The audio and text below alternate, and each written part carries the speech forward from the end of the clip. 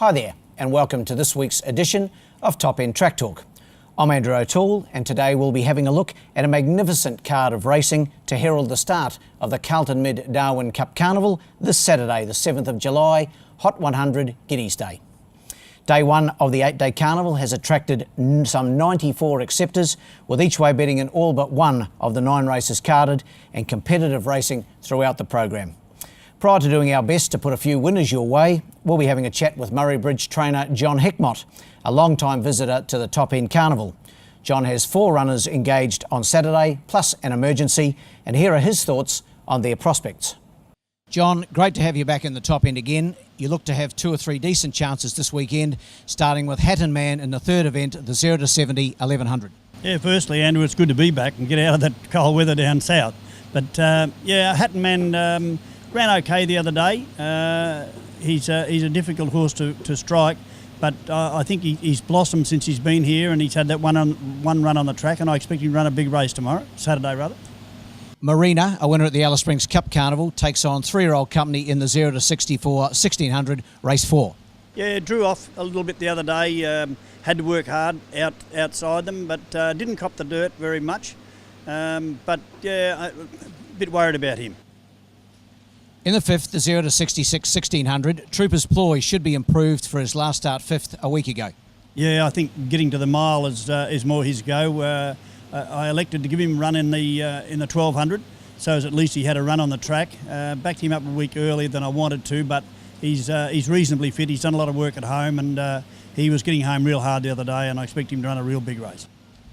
Cornelia in the 0 to 58 1300 race 6 needs a couple of scratchings to get a start. Yeah, she's a bit of a worry, but she's tenacious, and she's going to win a race up here. I just don't think. Well, firstly we've got to get a run, but I don't know whether it's Saturday.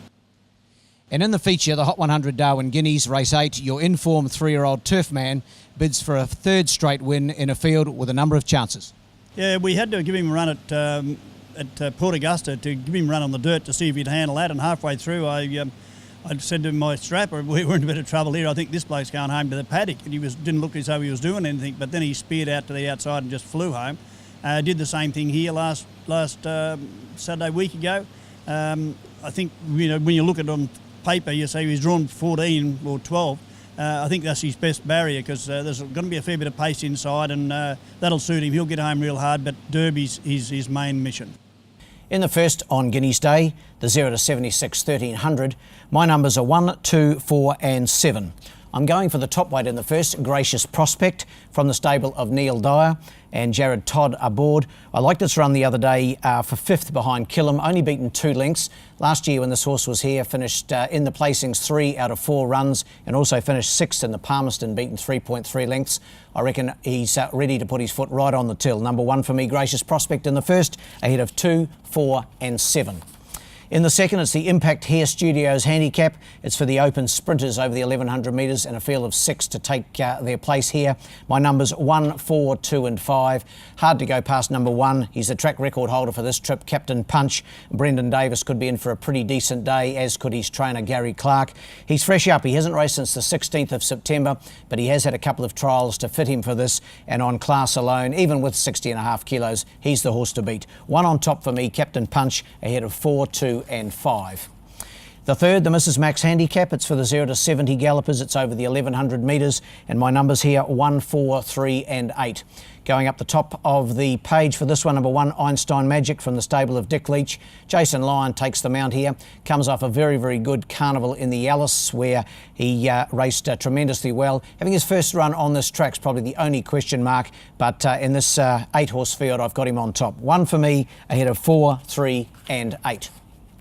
The fourth on this bumper card of racing is the Sprout handicap. It's a 0 to 64 over the 1600 metres for the 3-year-olds. It's basically the consolation race for the Guineas. And my numbers here, 3, 2, 6 and 7. Going with number 3, Mazzaro here from the stable of Tayan Holter, and Ray Viger takes the mount. I was impressed with the way this horse got home the other day to run 5th. That was behind Turf Man, beaten 3 lengths.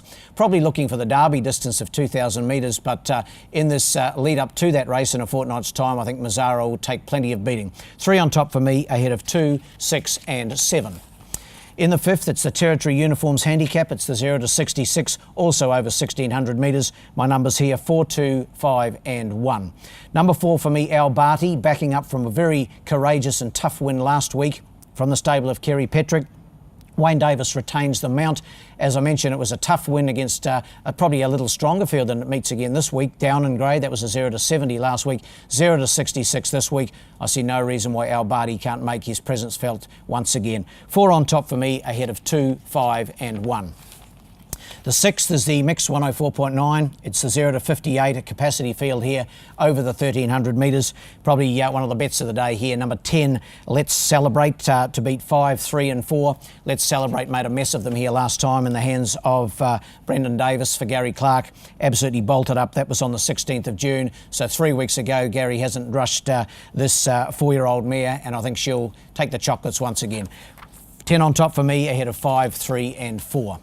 In the seventh, it's the 92.3 FM Top Country. It's a 0 to 62 for the fillies and mares. The winner of this is exempt from the Rose Bowl on Ladies' Day in about 10 days' time. My numbers here, 2, 7, 9 and 4. Number 2 on top for me, Miss Mosh, was very good, hitting the line strongly into third last week behind Jolly Boy, trained by Neil Dyer. Neil hasn't had a winner yet at this carnival or in the lead up to the carnival, but I think that could change on Saturday. Miss Mosh for me in the hands of Jared Todd. I think over the 1,200 metres heading towards the Rose Bowl, she'll take all the beating. 2 to beat 7, 9 and 4. The big one of the day, the Hot 100 Darwin Guineas. It's for the 3-year-olds. It's worth $75,000. It's over the 1,600 metres and an excellent field lining up here in the Guineas. My numbers, 6, 10, 4 and 5. I'm going with number 6 here, Patria. It's only been beaten on the one occasion here in Darwin from 4 starts, and that was last time out when fresh up after 2 months on the sidelines. Brendan Davis retains the mount for Gary Clark. Very smart galloper. I think will be improved for that run last week. And I've got Patria on top here. To turn the tables on number 10, Wazagona, who beat Patria last time. He'll certainly be very tough to beat in the hands of Paul Denton for trainer Kerry Petrick. In for third, number 4, Kronos. Couldn't have been more impressive, winning over the sprint trip of 1,200 metres last time out. Has drawn awkwardly in the Guineas on Saturday, but if it gets any luck and running, we'll be there or thereabouts. And in for fourth, number 5, Mulk. 6, 10, 4 and 5 in the Guineas. And in the last on a tremendous day's racing, it's the Silk Laser Classic Handicap. It's also over 1,600 metres for the benchmark gallopers, the open gallopers basically. My numbers here, 7, 2, 1 and 6. 7 on top, Grand Teton. Very impressed with the way this horse raced the other day behind Second Buyer, beaten 1.8 lengths. That was over 1,300 metres. The step up to the 1,600 will be all to his liking. Grand Teton and Kim Gladwin and Gary LaFoe, they're a pretty good combination. So I've got Grand Teton on top, probably at pretty good odds, I would think.